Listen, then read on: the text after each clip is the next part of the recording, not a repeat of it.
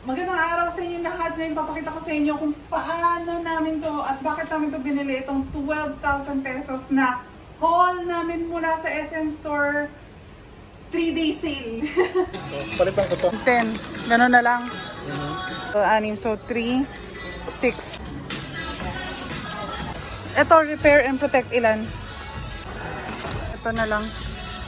Saka, 5 plus 1. Di, ako na to. 3 times 3, 9. Oo. Okay. So, di ko alam kung naabutan niyo yung short, yung video na in-upload namin kahapon. Pero sinabi namin na naghahanda kami na bumili ng mga 1-year supply ng mga usual na gamit na ginagamit naman namin talaga. Kino-consume namin sa isang taon. So, 1-year supply, itong lahat ng to. At talagang lagi namin tinataon sa 3-day sale ng SM na may additional, na may 10% discount na yung SM mismo. May additional 10% discount pa pag SM Advantage card ka. Pero dahil naka-Prestige card kami, Friday is exclusive sa mga SM Prestige card holder. So, ibig sabihin nun, medyo mas payapa lang yung pag pamimili nyo.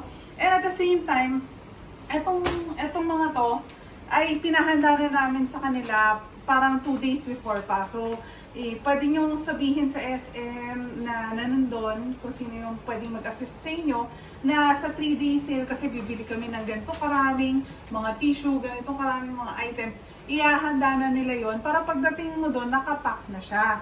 So, ganun yung nangyari sa amin. Actually, may backstory pa nga niyan kasi ang na-prepare nila sobrang dami. Nagkaroon na lang miscommunication. So, instead of 27 at 24 rolls, ang nangyari, nag-prepare sila na 27 na pack na may 3 rolls sa loob yan, 3 24 rolls.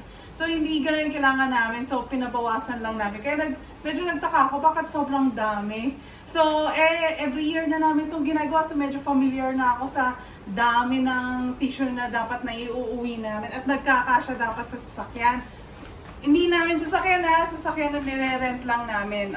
Innova kanina yung sinakyan namin, kasya siya. And usually sa isang taxi din, kasya din to dapat. So nung nakita ko na dalawang parang trolley yun, na sobra-sobra sa trolley, halos puputok na yung trolley, yung sasabog na yung laman ng trolley. So, pinakorek namin. Pero madali lang naman na solusyonan yun. Ngayon tingnan natin, mabilisan lang, hindi naman natin to masyadong iisa-isahin. Kasi, pag nagkakaroon ng sale ng ganyan, ang importante natin titignan is ano ba talaga yung ginagamit nyo na gamit. Na bibilhin nyo naman yan talaga for the year.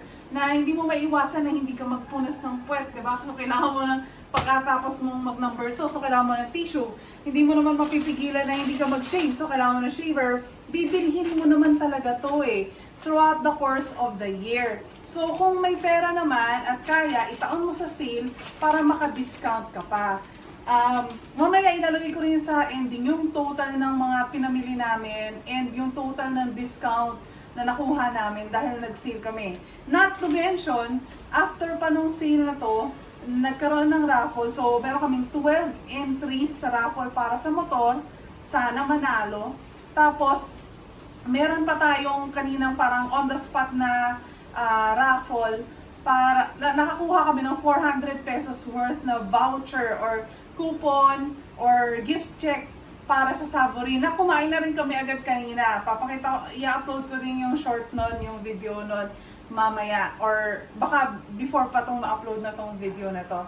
So yun yung mga perks. Ngayon, meron pala akong tip number 1 is kung wala naman kayong hinahabol na total number or total amount dun sa resibo, maganda siguro hiwa-hiwalayin yung pagbili kasi isang spin the wheel yung binigay sa amin dahil isang resibo lang naman. So dapat pala pinaghiwa-hiwalay na namin, no? Tigda 2,000 bawat bill. Tapos yung isa pa doon is, pero kung may credit card ka, katulad kanina, BDO or BPI, tsaka isa pa yatang bangko, may additional na 10% kang rebate or discount. So, hindi na namin kinuha yun dahil meron kaming mobile pass na courtesy of company ng husband ko. So, meron kaming libre na 10,000. in-upload ko yung short ng lumiliit yung amount namin doon sa cashier. Kaya napakasarap pala ng feeling na yun na libre, no? Nagkataon libre. Pero all in all, consistent naman, 12,000 din yung binayaran namin last year sa 1 year supply namin. So, ngayon lang, mas konti yung binili namin kasi nung nag-inventory kami, marami pa kaming mga tira from the previous na mga pagbili namin. So, anyway, tingnan natin, mabilisan lang. So, bumili kaming canvas. Kasi, yun ang maganda, no? So, SM Department Store, nandun na lahat. Nandun meron Ace Hardware. So, kung in the course of the year, sa tingin nyo, kailangan nyo magpalit ng bumbilya, bumili na lang kayong bumbilya. Yan, Kojic. Nakalista na kasi sa amin kung ilan ang kailangan namin. Ito kulang pa nga pero ito lang yung stock kasi nila. So yan, yung mga moisturizer, imposible ba yan na hindi mauubos yan in 1 year? Mauubos talaga yan. So, hindi tayo bumili ng mga luho. Bumili tayo ng mga pangangailangan talaga. Ito yung mga ginagamit talaga. Pati ito, yan, kailangan yan. Kailangan yan, katulad ito. Ito naman, yung mga buy one, take one, hindi na to discounted. Hindi na to kasama sa discount. Pero binili na rin namin. Kasi buy one, take one na siya. So, sobra-sobra na yun. Buy one, take one na. Tapos may discount pa, no? So, yan. Ito, mga pangangailangan namin. Ito, bagong style to, pero feeling ko pareho lang naman sila nito. And, mga cotton buds, yan. Hindi ba yan pangangailangan? Pangangailangan din yan. So, ilista lahat ng mga, ito lalo, sakit sa katawan. So, pangangailangan din. Lahat yan. Ano pa ba? Kung mapapansin nyo, wala talagang mga luho dito. Puro talaga mga necessity. And of course, hindi ko na siguro kailangan i-highlight pa. Ito pa pala. Napakatula kaming medyas. Ang pinaka-pangangailangan sa lahat ng pangangailangan, itong napakaraming tissue. Nakakatawa pa nun kasi tinanong kami kung para sa kumpanya daw ba yung tissue na yan. Pero hindi po, para lang yan sa bahay. So 1 year supply namin yan, 27 na tig 24 rolls. 27 na packs. Kung nagtatayo kung saan namin yung nilalagay, meron kaming lalagyan. Condominium lang to, pero meron talaga kaming dinesign na naka-allot talaga yan para sa 1 year supply namin. So, may storage talaga kami yan, nandun sa kwarto. So, pwede namin i-tour sa inyo yan next time. Tsaka kung mapapansin nyo, lahat na to, 1 year supply na to, ganito lang pala kung konti yung kailangan mong i-allot na storage. Kung naka-condominium ka, pwede ka pa rin mag 1 year supply. Maaaring hindi ka makapag-store ng 1 year supply ng tissue, pero pwede ka mag-store ng 1 year supply worth of lotion, worth of shampoo, conditioner, and ito pa, na ang advantage nun, bukod sa may points ka, nagkaroon ka ng chance na manalo ng mga kotse or kung anong raffle na meron sila at that time. Pero, nalalock in mo yung presyo ng tissue o kung ano man yung item na yon. For example, yung isa namin binili na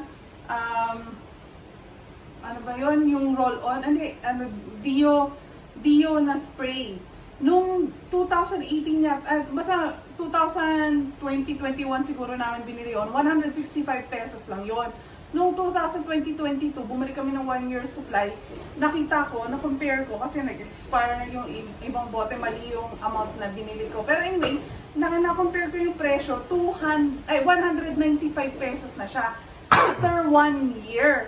So, nakita mo yung inflation yung tawag dyan. So, itong tissue na binibili namin na yan, noong unang panahon yan, nagsimula lang yan sa 199. Hanggang sa naging 200, 200 plus. Ngayon, 284 na siya. Ang bili namin yan last year ay 279 yata yun, o 270 something. So, itong 284 pesos na to, na-lock in na namin yung presyo na yan. Nagkaroon pa kami ng discount. Kahit na tumaas yung presyo niya ng 2024, hindi na namin kailangan bumili kasi meron na. So, naka-discount kami sa ganong paraan. Ngayon, next year na lang ulit kami magsasuffer pag bibili na kami kasi by then, I'm sure nagtaas na yan ang presyo. Pero yun yung advantage ng paggastos sa tamang paraan. Hindi yung okay lang bumili ng luho, pera nyo yan, kayo bahala. Pero ito lang isa sa mga advice ko para yung kung parating na yung mga 13th month pay, parating na yung mga bonuses, saan natin yon ilalaan. So, kung nakabili na kayo nitong mga 1-year supply na consumable na hindi naman pagkain, hindi naman mag-expire anytime soon, mawala na yan sa utak nyo, nabili nyo na yan, and nakasave pa kayo, nakapag-raffle pa kayo, at mga iba pang perks na meron kayo. Kung may credit card pa, may credit card points ka pa dyan na makukuha. Kung may SM Advantage ka, may points ka pa dyan sa SM Advantage card mo na pwede mong ibili ng items. So maraming discount ang makukuha nyo kapag wise shopper lang talaga tayo, kapag wise homemaker tayo sa pagpabudget natin. So ito yung isa sa mga maraming paraan na pwede tayong makapagtipid. So yun lang. So sana nag-enjoy kayo. Sana nakatulong yung video na to. Lalo na sa paparating ngayon na mga bonuses pagtanggap ng mga 13th month. Paano natin ilalaan yung ating pera para makapag-save tayo ng mas malaki at talagang mapaglaanan natin yung ibang mas importanteng bagay ng pera, no? Makapag-save tayo sa mga iba pa natin gustong gawin, iba pa natin gustong bilhin. Yun lang. Thank you. Bye-bye.